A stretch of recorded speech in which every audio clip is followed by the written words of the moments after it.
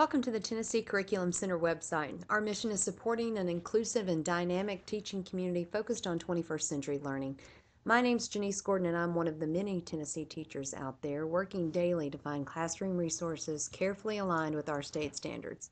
Hopefully, you've already recognized that Tennessee Curriculum Center is well on its way to becoming a powerful resource for your classroom teaching experience. This is a teacher website built by teachers for teachers, and our goal is to have a resource available for every state standard in math, ELA, science, and social studies. In your review, however, you may have noticed some holes that you could fill. And this is actually a wonderful opportunity for all classroom teachers. On January 20th, 2012, this site will be open for all members to submit resources they have themselves vetted for consumption by other colleagues. Let me show you how. Now, before I explain, I want to be sure that you've become a member. Why? Well, we promise we won't sell your email address, so there'll be no infusion of spam. As a member, you'll receive messages which will alert you about new website updates. And the main reason, as it pertains to this particular screencast, is simple. You can't post original curriculum resources unless you're a member. So how do you become a member? Go down to the bottom of the page for the member login, and you will sign yourself in. You have no account yet, so you'll register. I do have an account, so I'm going to go ahead and type in mine and log myself in. So let's get started. Here's the scenario. You're a 6th grade science teacher. You go to the science standards and you click on the 6th grade. You choose standard 12, forces in nature. Now there's only one topic thread, electricity, so you select that. And you click on the electricity, and you are actually covering in class this next week the GLE 607.12.1. You click on that. You see the mini learning progression that you've already familiarized yourself with and all the curriculum materials. When you go specifically to assessments, you're surprised to find no resources yet, and you were really in search of another type of assessment. But you remember that as a stellar veteran teacher, you've been using a particular summative assessment for years that is carefully aligned with this particular standard, and you want to add it to the website so other teachers can have access to it. How do you do that?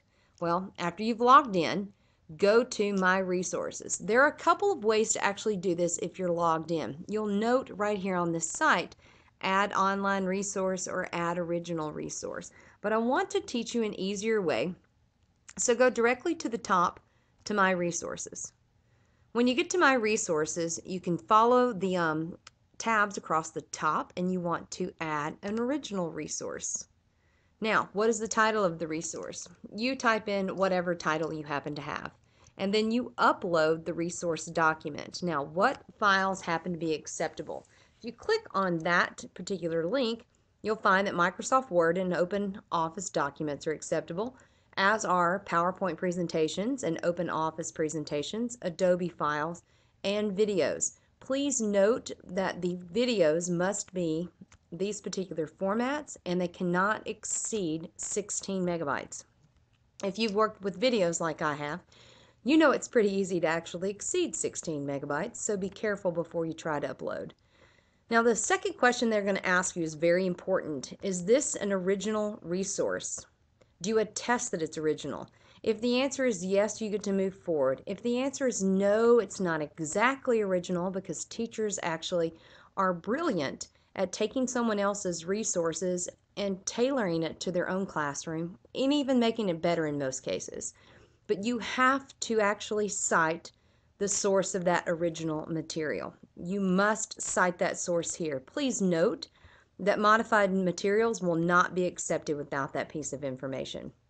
And then you could select what kind of resource it is. This summer, when we were working with the boot camp and actually fleshing out this website, we had such a difficult time as a group of teachers deciding exactly what kind of resource we wanted to call it. Was it a student resource in practice? Was it a teacher resource in content? I think you'll find that a challenge as well, but select wisely. And obviously you get to select a content area. Since we're in science, it's going to be science. Then I want you to note that you actually have two different paragraphs to fill in. One, you want to write a brief description of the resource. This is what you want to write so that it'll capture another teacher's eye.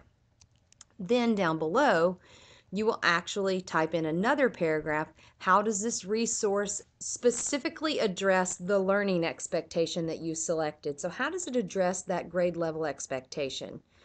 You'll note here that you have an opportunity to type in the learning expectations or select the learning expectations for the state of Tennessee, and also select the Common Core state standards. We know that as science teachers, those Common Core standards are being written, so they're not up to date yet or available. But if you're in ELA or math, you could go ahead and select those Common Core standards, so that in the future we have an immediate crosswalk between the Tennessee state standards and the Common Core.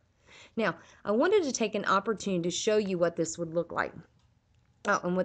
Before I do that, let me make sure I include that if you will type in the keywords, so that when someone else does a search on our site or a search on the internet, will eventually be linked to all other internet sites, they could actually type in practice, electricity, summative assessment, and find your original resource. Let me take you to one, however, that I have completed myself, so that you'll see what it looks like. I am completely and totally obsessed with genetics, and so I found this wonderful resource years ago. This is not original. It's slightly different than what you're doing right now. Mendelian genetics. When I type this in, it's actually a student resource because I called it Practice. It is a bio-coach activity developed by Pearson, and it takes students through various types of genetics problems. So this paragraph description, this would be the first paragraph that you type, talks to the teacher and tells the teacher exactly what the activity is about. And then this particular paragraph is supposed to connect that activity with the learning expectation. So I wanted you to see that up close and personal. I hope this helps. You can go back to your science after you've submitted it, and you won't find it there. I will tell you that we have a specific set of standards that we are going to go through, submission guidelines, if you will, in order to determine whether your submission will be accepted or not. You can read through this information. It might even help for you to look specifically at the submission flow chart and exactly how these resources will be evaluated. So as the resource submitter, it would go into a review board coordinator. We'll identify it as a type of source. It goes to a content team for review, and this content team is actually a voluntary team.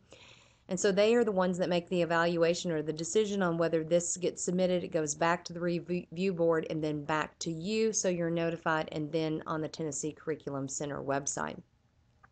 We are estimating, depending on the type of and number of resources that are submitted, that we will be able to actually post these within a month's time.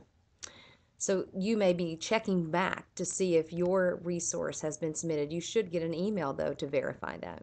Now, there is, of course, a future need, and I want to make sure that you identify the core standards, Common Core standards, as you identify the state standards. And please continue to visit us here, because new resources are constantly being added. And as the website evolves, we want you to be a part of this dynamic process. We value your expertise and appreciate your current and future involvement in the Tennessee Curriculum Center. Thank you.